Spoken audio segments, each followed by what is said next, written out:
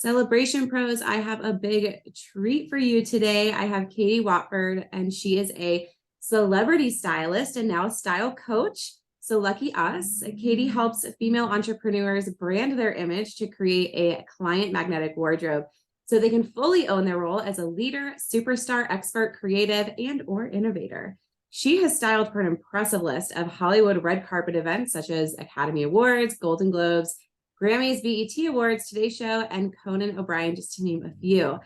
Katie has also earned her clients a placement on featured best dressed lists such as Daily Mail, 17 Magazine, Glamour Magazine, and others. I am so excited to get into this juicy conversation today. Katie, thank you so much for being here. Thank you. Thank you. Thank you for the wonderful welcome.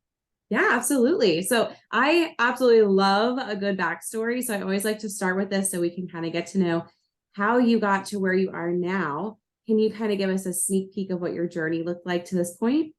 Do you want me to start like celebrity styling days to transitioning to a style coach? Is that a good place?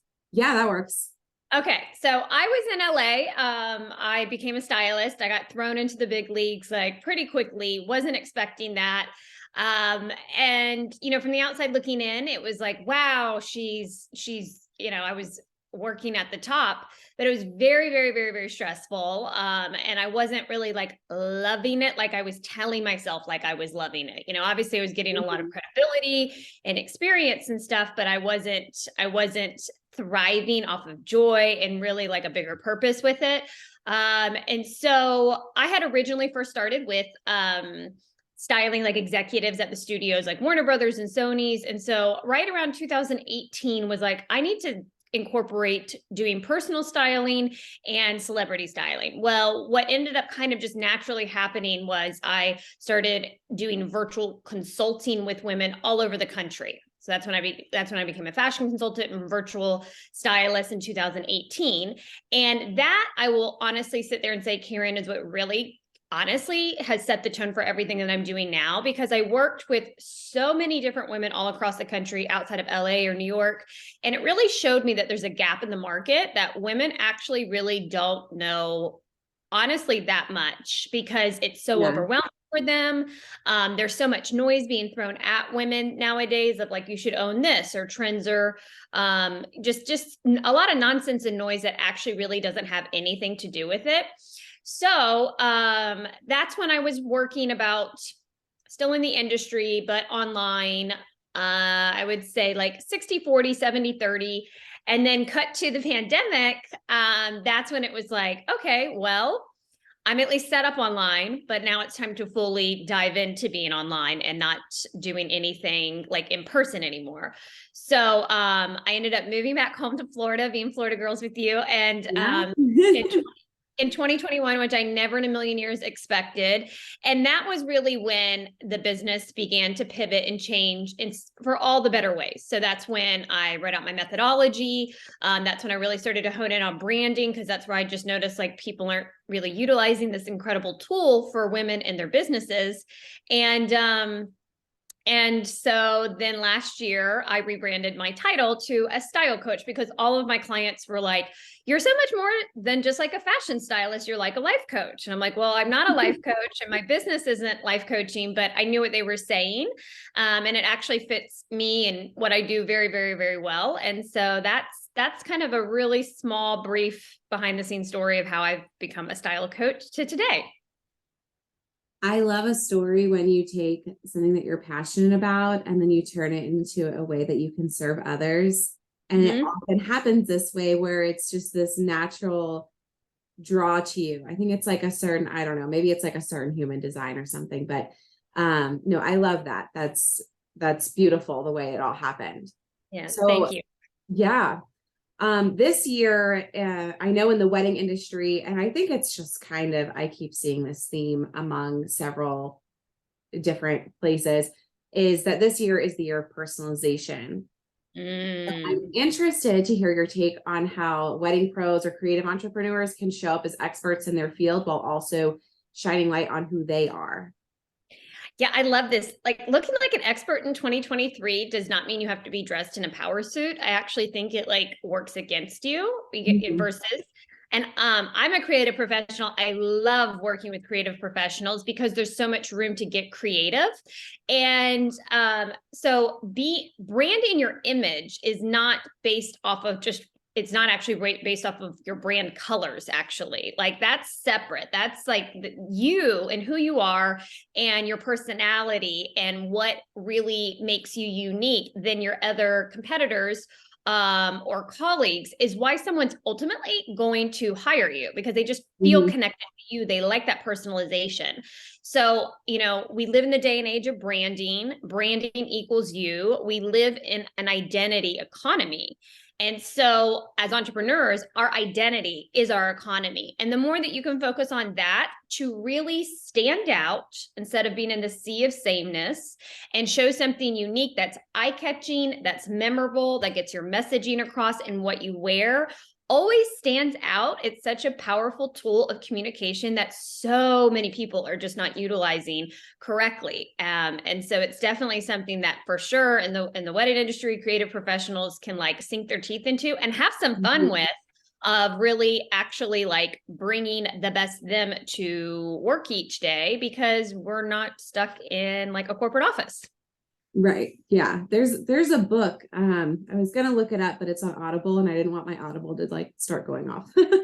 But it's like 92 ways to talk to people. It's in that realm. And one of the things that the author mentions is to wear something that represents you that someone else can comment on. Like I have this sparkly jacket that you see in a lot of my branding photos, and I wear that when I go to networking events because it starts a conversation and there's a whole story behind why I have this jacket. And I think you're spot on with all of that. And then I loved the term an identity economy. I think that's such a smart term. I love that. I didn't come up with that. Esther Perel did. That's where I heard it. And it definitely is true though, because we live in the day and age when people want to feel, especially because of COVID, there's so much disconnect now that people want to feel more like they know us. It's not just a service anymore when you have a brand. And so there is this sense of, to enhance a client experience is first starts with you. And first, how do you show up? And so if you show up looking kind of like you sort of just rolled out of bed, that's not enhancing the client experience. But when you show up and you bring the best version of you, that immediately, first and foremost, changes how you think, your energy, how you feel, which also then puts you on alert to really take advantage of the opportunity to really listen to your clients, in case, obviously, I'm sure with weddings, it's very like hectic and you got to really make sure you're listening to the bride and groom and what they want. And that just really, when you're in control with you, you help really set the pace with operations each day. Yeah, I love that. And it actually helps us go into the next question, especially talking about branding, which is something that we talk a lot about on the show, is brand messaging, because I think it's so important when you're clear on your brand message, it attracts people that you want to work with. So what can our listeners do to communicate their brand message effectively through their style? And I know you've mentioned the term style identity before. Yeah, so style identity is what I do with my clients, because people are confused of who they really are. They think they kind of like this. They may know for sure they're like 30%, like classic, right? But that classic is just a very broad term. Like it needs to have more depth of it, of like, what's your version of classic? And so really honing in on your style identity of knowing how to bring that to life through starting out with your brand personalities. So branding, when you're branding, you have these brand personalities and they may be in your business, but you also have to look at like, are these brand personalities reflected in what I wear in my wardrobe? So for instance, I know creative professionals, we love to feel edgy. This is a better one than saying classic, right? There's just something about creative professionals that I've worked with for a long, long time, and they want to feel modern, cool, edgy, up to date. Yes, of course, professional. There might be some variations of this, but edgy means something very different from one person to the next. And that doesn't make it right or wrong. It just means you have to discover what your edgy means to you on how to really create that signature style through really honing in on your brand personality. So I'm going to throw out a question that I hadn't sent you, but I think you'll be able to answer it off the cuff. So a lot of times when we have our teams, whether it's a photography team or a DJ team or wedding planning team on site at the events, oftentimes we're wearing all black because we want to feel like we want everyone to know we're staff. You can come to us if you have a question, the catering team, whatnot. What could somebody on the team do to enhance an all black outfit to make them to just kind of make it their own, whether it's like a hairpiece or something accessorized? Well, that depends on, honestly, because, like it depends on, do you want your team looking uniformed? Do you want them being like that? Do you want to actually be having your signature stand out when you're networking and when you're meeting with clients, and when maybe the day of is actually a day to look more uniform, because Sure. it isn't about us at that point, like, because now it's like the performance and the show, is what I would say. Because I know I've obviously worked in the service industry, hospitality, many years ago, and you do kind of want them all to blend in. And I would say this would more apply to booking the clients, networking in your image and your social media and your interviews and things like that. That's where I would say that because if you start to open it up to maybe the team and then they do look a little all disjointed, that might create confusion for the guest, and that might change it could get a little complicated. And I'm sure days of the event need to be very like executed and well thought out, and just, there for the bride and the groom and the day of. So that's what I would recommend. I absolutely love that answer. I worked in several restaurants throughout my life, and I worked in one where everybody was in black uniform, but then you had to have like 10 pieces of flair, and it drove me nuts because it wasn't about me. It was about me coming to serve the customer.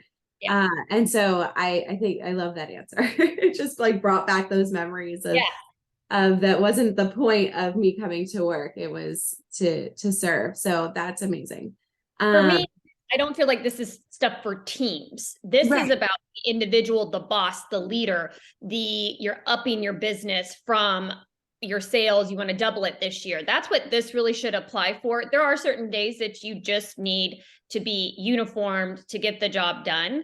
And those are days that that you have that specific uniform laid out. This is really applied for a woman who's taking her business and wants to go book the biggest client that she's ever booked in her life, and how do you do that? Like, this is how you do that. Or one of the ways, I should say, you do it. No, and I specifically asked that question because I had a feeling that was going to be your answer.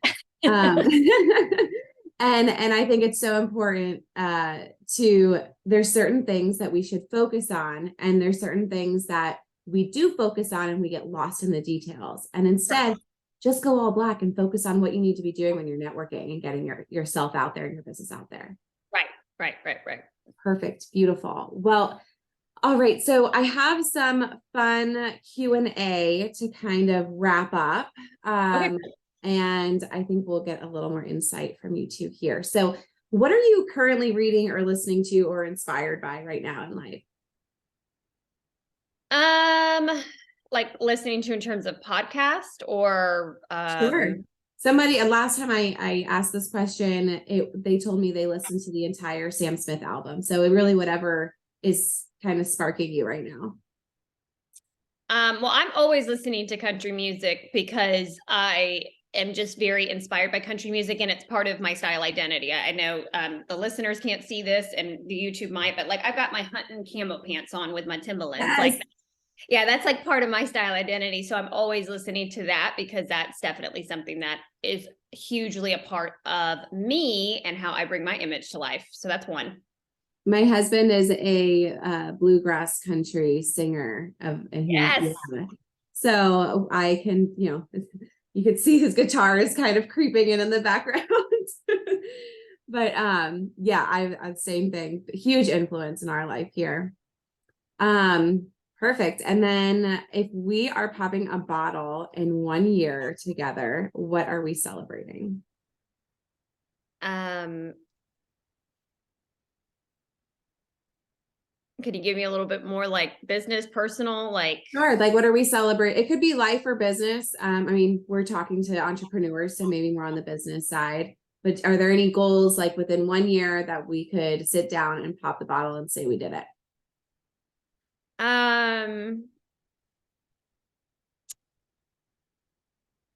Good question. I'm actually just really like in 1 year. I would still just say still being in business and not still being in business. That's not it. That's not it. The business has tripled Yeah. and that the roster is just filled with nothing but dream clients, which I technically have. And it's just elevated to this next tier. And it's grown more than I could have even imagined a year ago. What's really unique about what you're doing, it's so specialized and you're dead on that women, and I would venture to say many men too, don't understand their style and they're like you said, there's so much noise, there's so much judgment on body image and things like that, and it's a little scary to get into there. So into that space. And I just love that you're opening the door to that and saying, I'm here, I'm your safe space. Let's get your style identity. Let's find out what your style identity is, which is it's a really fun way to approach business. Yeah, thank you for that. There is a lot of objections that I have to overcome in this business. And because there is this sense of body image. And honestly, if I can tell you and your listeners, like it really honestly doesn't have anything to do with that. Your branding, your image is not about your body weight, shape, or size. It's not about having tens of thousands of dollars in a wardrobe budget. It's not your age. It's not actually even your title. Those are pieces that are variables in this, right? Like, but ultimately your style identity and what sets you apart from anybody else is going to be who you are, your personality, your character. And that actually allows the woman to really stop focusing on looking in the mirror and having that mean girl mindset that comes up, because that's just part of being a woman, and then allows her to really explore who is she really, what is she really bringing to the table, so that way she can actually start getting dressed in 5 minutes to show up as the woman on her vision board. Because there's a style block that is just getting in the way, that it's all about body. And when you can think about it from who you are, then it is self-expression. And when we can connect it to your goals, that's how it becomes stepping into the woman on your vision board. That's beautiful. I love it. I think that's going to resonate big time with our listeners. So Katie, where can everyone find you, and what if you have anything coming up next? So you can find me at my website at katiewatford.com, or you can come hang out with me on Instagram or Facebook. I'm very, very active on Instagram, and please shoot me a DM and tell me that you listen to this and say hello. If you also would like to actually understand what style identity method is, please just let me know, and we could book you a style assessment call where I will outline your styling goals and needs and show you how you can get dressed in 5 minutes looking like the woman on your vision board. I love it. Thank you. Thank you. Thank you for being here today, Katie. We can't wait to hear from you more. Yeah, thank you for having me. This is great.